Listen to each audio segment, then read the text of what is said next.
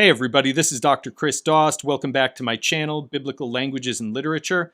Before we get started with our video today, I just want to share with you a few new exciting things that are going on at Sabra Global Education.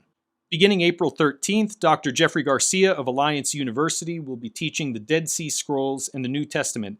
This is a 4-week class that meets 1 hour per week, and in this video you'll get a taste of what that course is going to be about. Those who wish to sign up for the class but who cannot make the live class sessions, that's okay because the class sessions are recorded and uploaded to an online classroom for you to view at your convenience. For information on group discounts, please contact info@sabraedu.com, info@sabraedu.com. Beginning April 24th, Dr. Robert Harris of the Jewish Theological Seminary will be teaching the Book of Isaiah from yesterday to today. And this is an ongoing course that will meet indefinitely 1 hour per week. So if you're interested in getting to know the ins and outs of the Book of Isaiah from historical perspectives, Jewish perspectives, and Christian perspectives, this course is for you. Dr. Stephen Notley of Alliance University is teaching Jesus' parables as Jewish scripture. This course is already underway, but it's not too late to register. And as with the other courses, all of the class sessions are recorded and available to view through the online classroom. And for those who are looking for private lessons, whether it be in foreign languages, art, music, math, study skills, and more, please check out our online lessons and tutoring page to find your personal teacher today.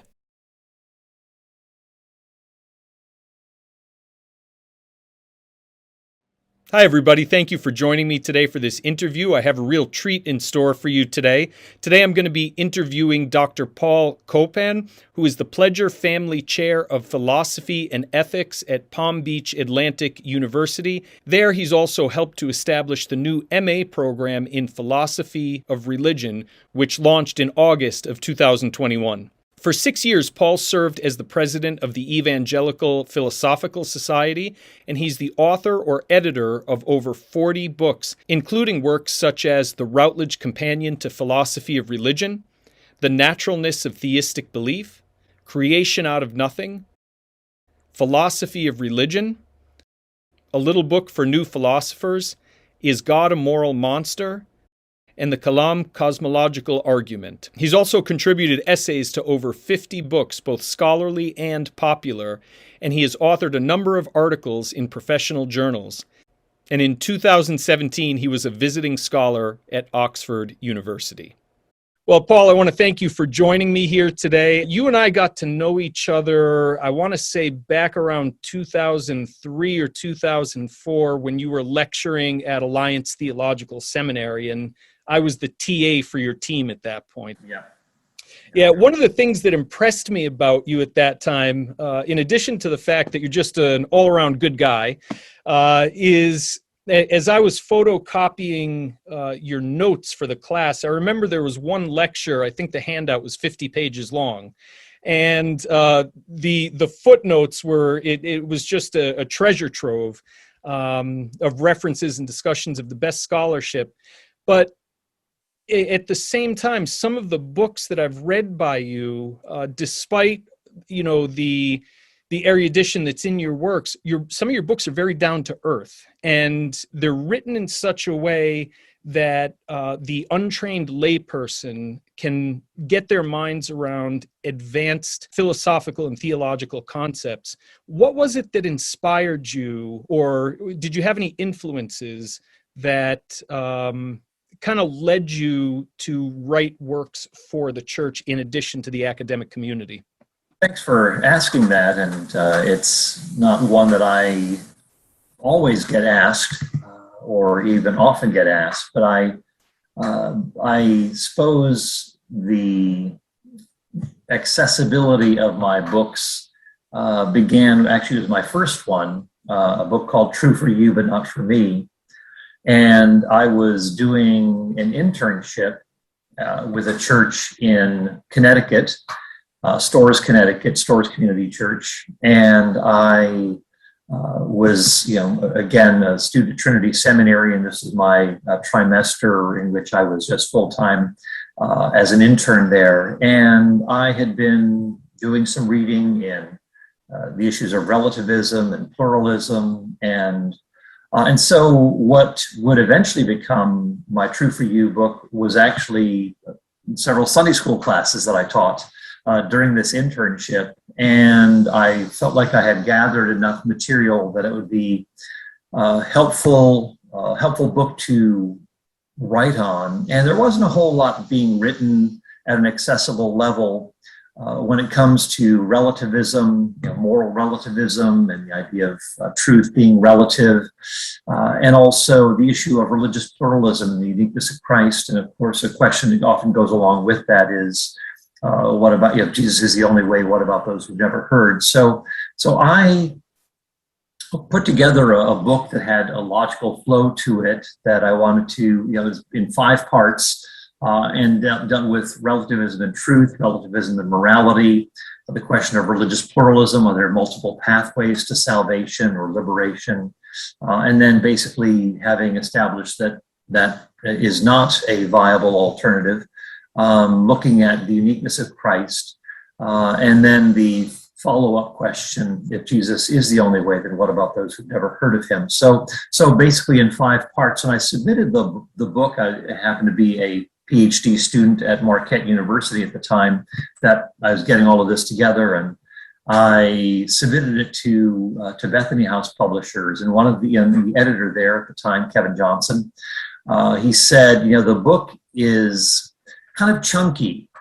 He said, but if you're just having 5 big chapters, if you could turn that into maybe more bite-sized chunks and center them around common slogans that you hear, like "True for You" or that sort of a thing, then that would be an effective way of reaching a popular level audience. So that kind of became, so I worked on it for the rest of the day. It took me about 5 hours to rearrange everything and to put it into a coherent set of chapters. So what it was, I think it was, instead of 5 chapters, it became like 21 or 22 chapters that were more bite-sized and accessible. And so I've written a number of books in that same fashion to make them accessible to people, books like That's Just Your Interpretation, How Do You Know You're Not Wrong, When God Goes to Starbucks, and even a couple of books on the Old Testament that I've written, Is God a Moral Monster? And a follow-up book that I've just completed. It's called Is God a Vindictive Bully, which carries those themes further. So I've definitely wanted to make my work accessible to people. I try to, like you said, delve into the scholarship, try to get into what the deeper ideas are, and then try to translate them for a popular level audience that they can tap into those resources and be more thoughtful as Christians as they wrestle with those issues.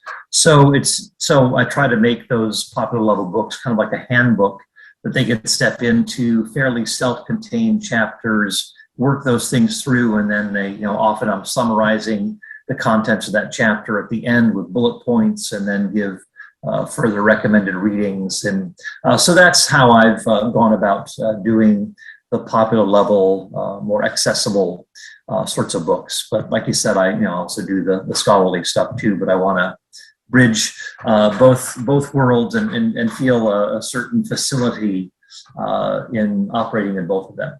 Now, for the sake of the audience, I want to point out that when you refer to your works as being written for the popular level, these works are indeed very accessible and intelligible to a broader audience, but the level of scholarship is not sacrificed in any way.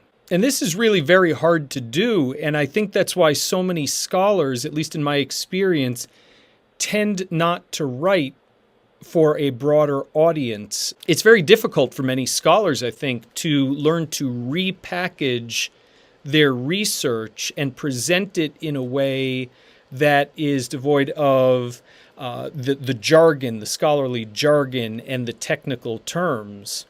And so that, in my opinion, is why there's so few works in the field of Old Testament that are written for a broader audience by leading scholars in the field. And you've really just done a fantastic job with that. In fact, that comes through in the most recent book that I've read by you, Is God a Moral Monster? And that's a book that we're going to come back to a little bit later in this interview.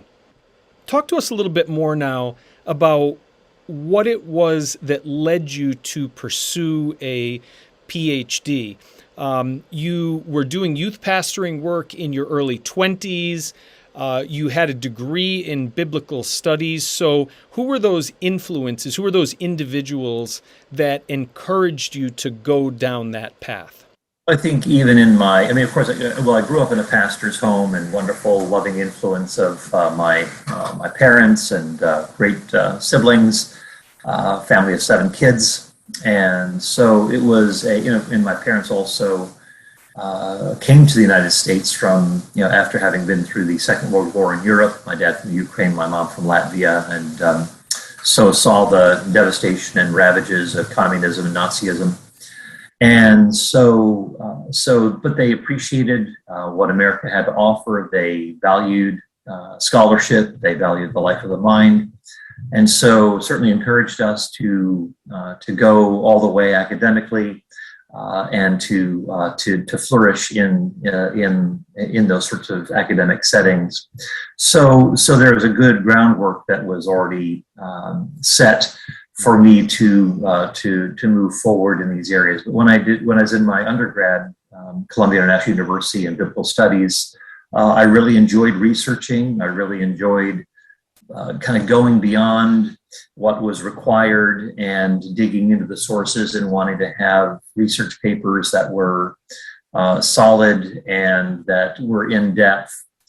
So I've always gravitated toward scholarship. And when I was at Trinity Seminary, that was developed further in terms of the papers that I wrote, the research papers, especially. I think one professor who encouraged scholarship very strongly and the research component was John Woodbridge, taught church history, still teaches church history at Trinity Seminary, and really enjoyed his classes, took all the classes that I could with him, even auditing classes with him.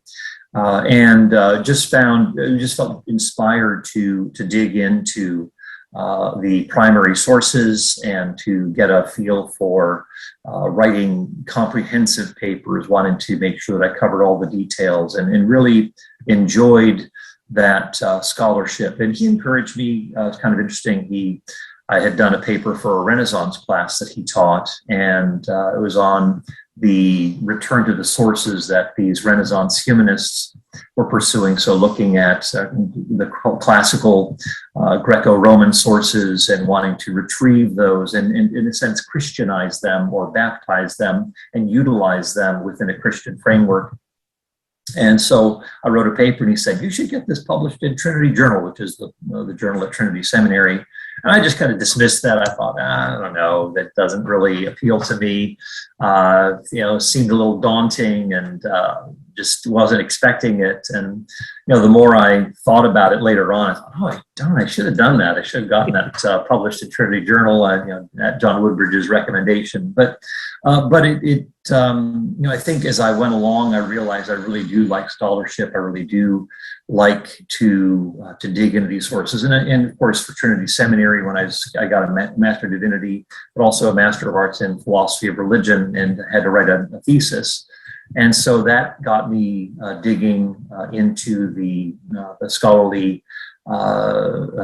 domain, and so writing a thesis was a very good exercise for me. Did it on the Kalam cosmological argument William Lane Craig was teaching there at the time, and so I had the opportunity to do some research in that area, and found it to be just exhilarating. Really enjoyed that, and then as time went on, as I went on staff with a church in upstate New York, Schenectady, New York, kept in touch with professors of mine, D.A. Carson at Trinity Seminary and William Lane Craig, and they, and I had done some writing in the area of the doctrine of creation out of nothing, and looking at various controversies and so forth during that time, and they And they said they both liked what I had to write on the doctrine of creation out of nothing, and they said you should get this published. So I got that that work published in Trinity Journal, coming back to the old Trinity Journal that John Woodbridge had recommended I get published in. So it turns out that I did come back to that and get published in Trinity Journal after all.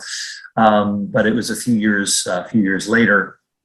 But again, there's just this gradual encouragement through scholars, and eventually I would, even though I was planning on going into a full-time professional Christian ministry, my wife had actually encouraged me to consider a Ph.D. And so ended up going to Marquette University after I was on staff of the church for 6.5 years in Schenectady, New York. And even during that time in Schenectady, and I'd say even before, when I was doing that internship in Connecticut, I found that I gravitated to discipling some of the youth and really helping them to dig into the more academic side of things, and appreciating the life of the mind. And I did that with my church in Schenectady, New York, put together a discipleship program that emphasized ethics and hermeneutics and apologetics and biblical studies and so forth, and theology. And so put together 1,800 pages of notes, single-spaced notes on, just like a curriculum for digging into the scriptures and becoming and really shaping one's Christian worldview. And so a lot of that material that I put together was really helpful as I kind of branched out and would eventually start writing books and so forth. So that actually was not only contributing to the discipleship ministry of the church, but also enhancing my own understanding of issues, and also in that process being able to better communicate those things to a lay audience. So it was a number of converging factors that came together, and then would eventually go on to get a PhD in philosophy, and then would build from there. But yeah, I've been at now at Palm Beach Atlantic University here in West Palm Beach since 2004, and I've been a Pledger Family Chair of Philosophy and Ethics in the School of Ministry at Palm Beach Atlantic University, and so I've just wanted to keep, like I said, both areas of kind of the more popular level, but also wanting to make sure I'm addressing some of those intellectual issues that kind of stretch people who are at a lay level, wanting to make sure that they're getting into the issues that are important to think through, but also keeping my hand in the scholarly realm as well. And so it's been a joy to work in both worlds. You have a new startup MA program that just launched this August at Palm Beach Atlantic University. Can you tell us a little bit about that? I would love to, sure. Back in, I did a sabbatical at Oxford University in 2017, and then came back, and my dean, John Grenz, said, we want our faculty, if they've got dreams and ideas to pursue, to just think about what you could do and how we could support it. And so went home, told my wife about it. She said, well, what about a new master's program at PBA in philosophy of religion? And so, she's the one who encouraged me to go get my PhD in philosophy. Yeah. And so that was, and she was a mighty support in that endeavor, and I've appreciated that. But here was another suggestion, and then that just led to developing a program, led to trying to get some funding for it. And for any folks out there who want to help support this endeavor, we would appreciate that. We're trying to get a couple of endowed chair positions for our program, but we have at the moment, which we're starting up this fall, and I'm teaching a history of philosophy class in the master's program. But we also have Paul Gould, who is a prolific writer and has done work in cultural apologetics, but also does good work in metaphysics. He is with us, and Brandon Rickapaw as well. He just finished his PhD at Baylor University, and so he's joined us on the faculty. And so the three of us are working together as a team. We've also got some visiting professors. We'll have J.P. Moreland joining us in January, and he'll be teaching a philosophy of science class. And so we've got a number of wonderful things scheduled. And one of our strong emphases is on public philosophy. That's not just training people to go into Ph.D. programs in philosophy. And of course, some people might go on into a ministry direction, maybe working with a campus ministry that emphasizes the life of the mind or apologetics or something like that. So we also want to emphasize the importance of public philosophy, of engaging on issues of technology. We have a course that's devoted to, it's called public philosophy, but we also have another one on philosophy and literature, another one on philosophy, technology, and ethics, another one on philosophy and science. And so we're trying to help prepare people to step into maybe other areas. Think tanks, corporations, maybe people who have a background in law or politics or whatever, who want to have have a good groundwork for launching out and bringing their Christian philosophy to bear upon that particular discipline or area of expertise. We want to prepare people for that. So it's like a 3-track sort of thing: PhD preparation in philosophy, some sort of Christian ministry, because it is within the School of Ministry, and then thirdly, some realm of public philosophy. So that's our vision, and I think we have a very unique and exciting and dynamic program, and we're excited to see it taking off in great strength this semester. If you've enjoyed this video, please be sure to subscribe to the channel, click the bell below to be notified when videos like this appear in the future, and please be sure to share this video on social media and to leave a comment below. All right, we'll see you next time, everybody.